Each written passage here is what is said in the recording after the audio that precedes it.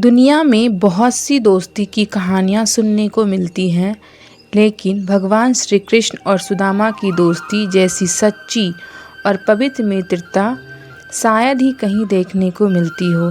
एक तरफ द्वारिका के राजा श्री कृष्ण, जिनके पास अपार धन और वैभव था, दूसरी तरफ गरीब ब्राह्मण सुदामा, जिसके पास 2 वक्त का भोजन भी मुश्किल से मिलता था। लेकिन इन दोनों की दोस्ती में कभी अमीरी गरीबी की दीवार नहीं आई। आज हम आपको सुनाने जा रहे हैं भगवान श्री कृष्ण और सुदामा की दोस्ती की अद्भुत और भावुक कथा। बहुत समय पहले की बात है। भगवान श्री कृष्ण और सुदामा दोनों शिक्षा प्राप्त करने के लिए महान गुरु सांगे सांदीपनि के गुरुकुल में पढ़ने गए। गुरुकुल में सभी विद्यार्थियों को समान जीवन जीना पड़ता था। वहाँ ना कोई राजा होता था, ना कोई गरीब। सभी विद्यार्थी एक जैसे कपड़े पहनते थे, एक जैसे भोजन करते थे और एक साथ शिक्षा प्राप्त करते थे।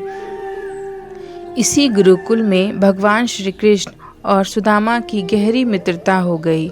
दोनों हमेशा साथ रहते, साथ पढ़ते और साथ खेलते थे।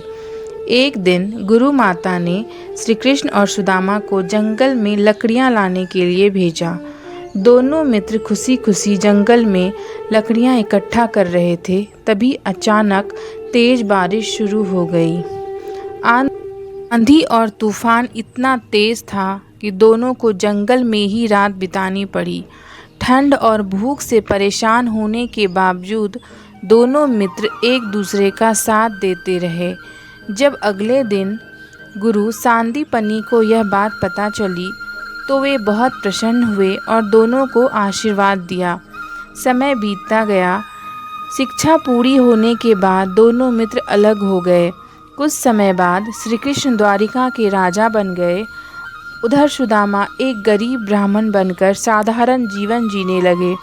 उनके घर की हालत बहुत खराब थी। कभी कभी तो कई दिनों तक खाना भी नहीं मिलता था। एक दिन सुदामा की पत्नी ने उनसे कहा, आपके बचपन के मित्र श्री कृष्ण अब द्वारिका के राजा हैं। आप उनसे मिलकर आइए, शायद वे आपकी मदद कर सके। सुदामा पहले तो झिझक रहे थे, क्योंकि वे अपने मित्र से कुछ मांगना नहीं चाहते थे। लेकिन पत्नी के आग्रह पर वे श्री कृष्ण से मिलने के लिए तैयार हो गए। घर में देने के लिए कुछ भी नहीं था। किसी तरह उन्होंने पड़ोस से थोड़ा चिवड़ा उधार लिया और उसे एक कपड़े में बांधकर श्री कृष्ण के भेंट के रूप में ले लिया। गरीब ब्राह्मण सुदामा कई दिनों तक पैदल चलकर द्वारिका पहुँचे। द्वारिका का भव्य महल देखकर वे सोचने लगे, क्या श्री कृष्ण मुझे पहचान पाएंगे? लेकिन जैसे ही श्री कृष्ण को पता चला कि उनका मित्र सुदामा आया है, वे तुरंत सिंहासन से उठकर दौड़ते हुए बाहर आए। श्री कृष्ण ने सुदामा को गले लगा लिया। दोनों मित्रों की आंखों में आंसू आ गए। द्वारिका के राजा होने के बावजूद श्री कृष्ण अपने गरीब मित्र का इतना सम्मान किया कि उन्होंने स्वयं सुदामा के पैर धोए। यह दृश्य देखकर महल में मौजूद सभी लोग आश्चर्यचकित रह गए। सुदामा अपने साथ लाया हुआ चूड़ा छिपा रहे थे, क्योंकि उन्हें शर्म आ रही थी। लेकिन श्री कृष्ण सब समझ गए। उन्होंने सुदामा के हाथ से वह पोटली ले ली और बड़े प्रेम से चिवड़ा खाने लगे।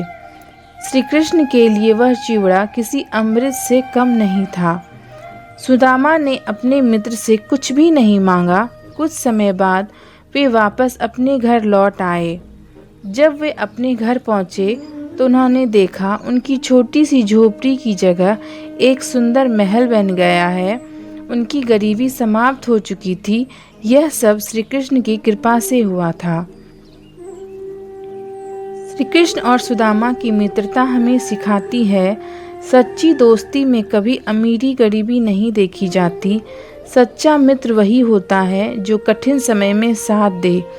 भगवान अपने भक्त की भावना देखते हैं, भेंट की कीमत नहीं। जय श्री कृष्णा।